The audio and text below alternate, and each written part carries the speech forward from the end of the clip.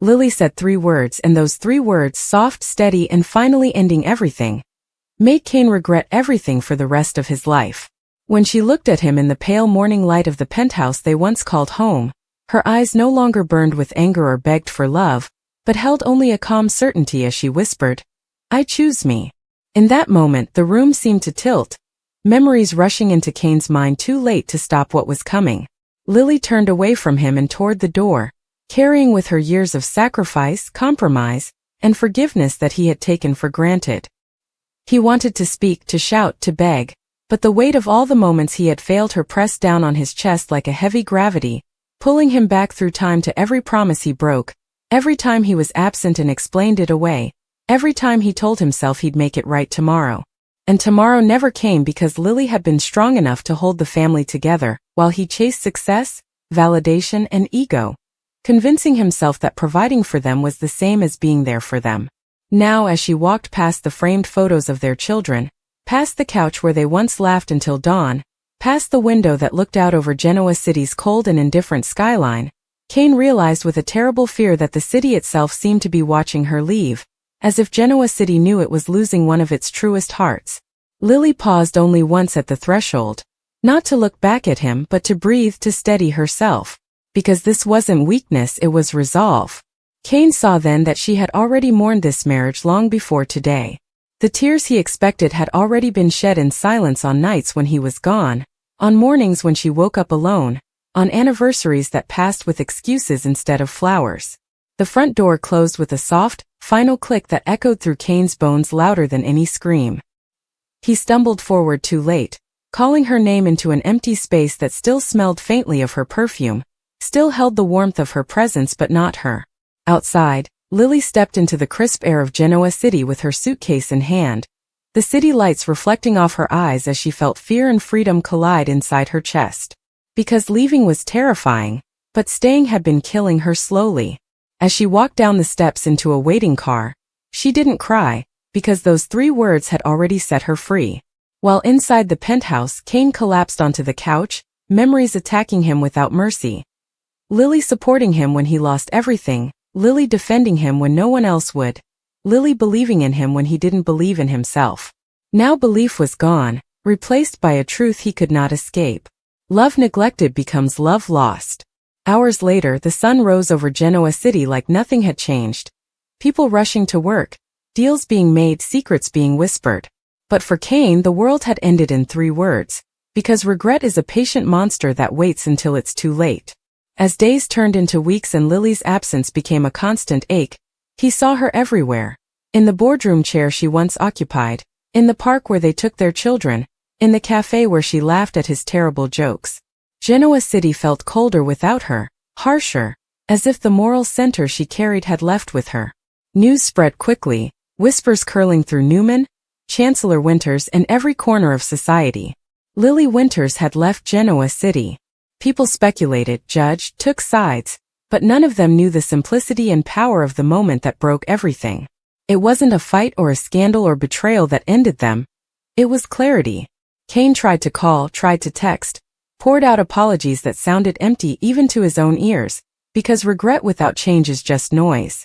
Lily did not answer, not because she hated him, but because she finally loved herself enough to protect her peace. Months later, somewhere far from Genoa City, Lily unpacked her suitcase in a quiet place where no one expected anything from her. A place where she could breathe without carrying everyone else's burdens. She looked at her reflection and saw not a woman who failed at marriage, but a woman who survived it. Back in Genoa City, Kane stood alone on the balcony one night, the same skyline glittering before him. He realized that success meant nothing without the person who once believed in him more than anyone else. The regret settled in his bones like winter, unrelenting and permanent. Because some words cannot be taken back, some doors do not reopen, and Lily's 3 words would echo in his mind forever, not as cruelty but as truth. As the moment he understood that love is not promised forever. It is chosen every day. And he had stopped choosing. Now she had. And Genoa City would move on, always does, but Kane would remain frozen in that moment, replaying it endlessly, wishing he had listened sooner, loved harder, shown up when it mattered. Knowing that the greatest loss of his life did not come with shouting or tears, but with 3 calm, steady words spoken by the woman he loved as she finally walked away. The next chapter starts in the empty space left behind by Lily, and Genoa City finally realizes her absence isn't just temporary or a way to pause before things get better. It's a lasting change that affects the city's emotional balance.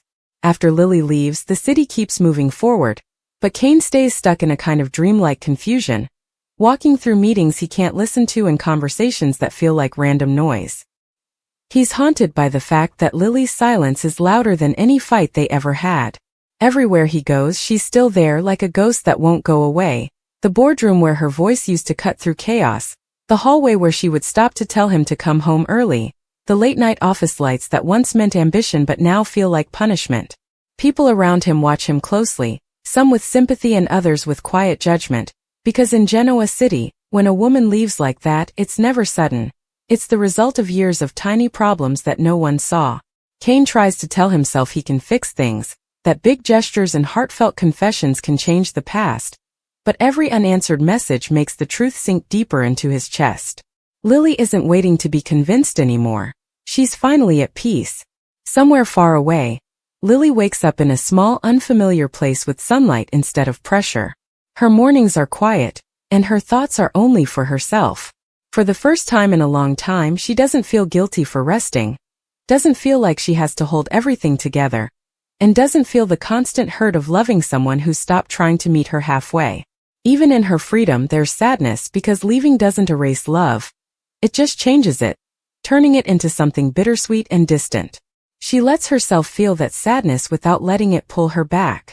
Meanwhile, Kane, falling apart, finally admits the truth he avoided for too long. He didn't lose Lily because of one mistake, but because of 1,000 small choices where he always picked everything else over her. The city watches him fall apart slowly, a man surrounded by power but completely alone. Genoa City itself seems to notice Lily's departure, with subtle changes and shifting alliances, because she was the one who kept things on track more than anyone realized.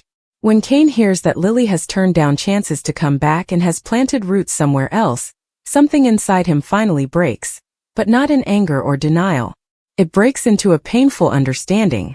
Standing alone under the city lights one night, he realizes this chapter of his life won't end with a reunion. Some love stories don't end with coming back together. They end with transformation. Lily's choice to leave Genoa City isn't about abandoning him. It's about surviving. And Kane's regret becomes a quiet lesson written into his future, a mark on every lonely success and empty victory. The 3 words Lily said didn't just end a marriage. They started a reckoning that will follow him for the rest of his life. The next chapter unfolds when the consequences of Lily's departure stop being emotional and start becoming irreversible, because Genoa City doesn't just feel emptier without her.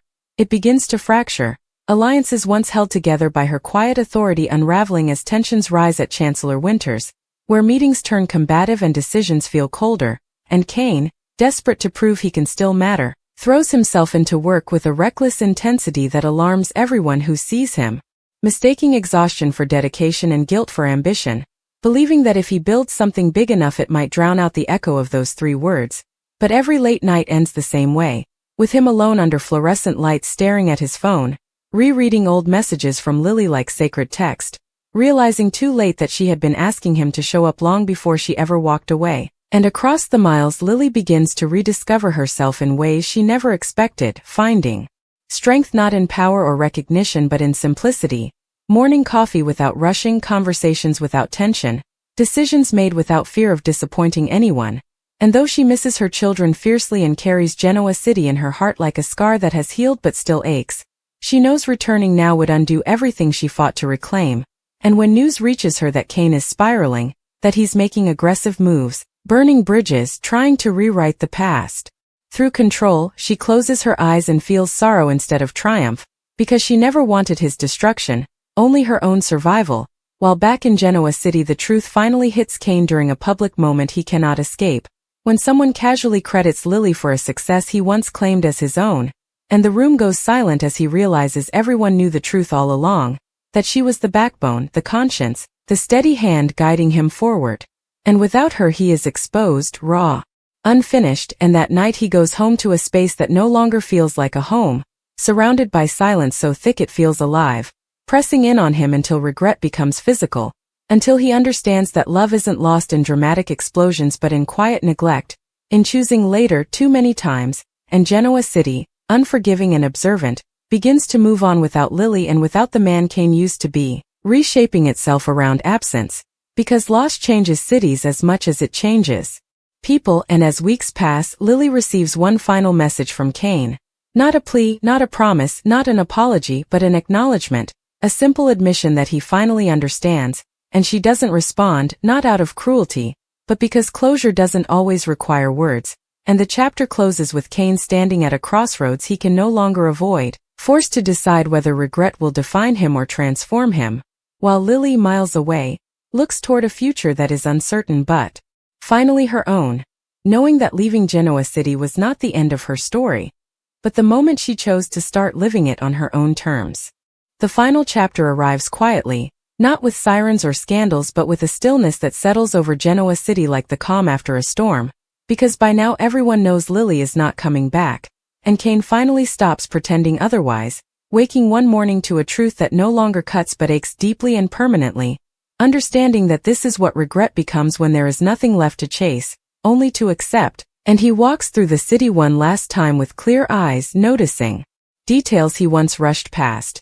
The park bench where Lily used to wait for him, the cafe where she would smile even when she was tired, the office tower that once felt like purpose but now feels hollow, and for the first time he doesn't blame anyone but himself, because the greatest cruelty wasn't betrayal or anger, it was absence, and Lily had been alone long before she ever left, and somewhere far away Lily stands at a window in her new life, watching sunlight spill across a place that feels earned, not borrowed, her heart lighter even as it carries scars, because freedom is never painless, it is simply honest, and she thinks of Genoa City not with bitterness but with gratitude, knowing it shaped her, tested her, and ultimately taught her the cost of staying too long where you are no longer chosen, and Kane, stripped of illusion, finally makes a choice that has nothing to do with winning her back, stepping away from the battles that fed his ego and toward a quieter path of accountability, admitting out loud what he spent years denying, that Lily was the love of his life and losing her was not a tragedy that happened to him but a consequence he created.